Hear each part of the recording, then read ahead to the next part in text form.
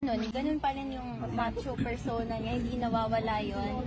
And he still makes jokes, he asks about the family, he asks about the supporters, and he asked if there are people here outside today, and I told him there are people waiting for you outside every single day. So not just here, but in our house in Davao, I told him of the situation that people were setting up tents, were watching over the house. So he's very happy and grateful to hear that. He told me to extend his gratitude to every single one of you, especially the ones here outside today. Hindi ka mag-birthday na?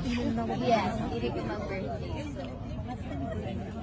Ano sa yung birthday? When is your birthday? Ano sa yung birthday, ma'am? My birthday is on the 10th, ma'am. I am turning 21. Wow! Sabi ng... Kamusta daw kayo? I'm doing great. I'm doing fine.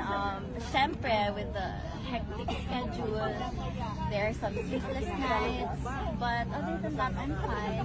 I was able to help organize my sister's birthday in Davao kahit they're messaging people lang. So she's back there, she's happy, and I'm happy to know that she had an eventful birthday. Nag-message ma'am sa KOJC, kay Pastor, sa mga supporters. Yes, of course to Pastor Ibaloy. Maraming salamat for always being here for us, and to his supporters, the KOJC community.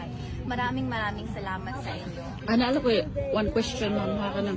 Nagkamoy ng utana kung na ba siya kauban sa sulod o wala?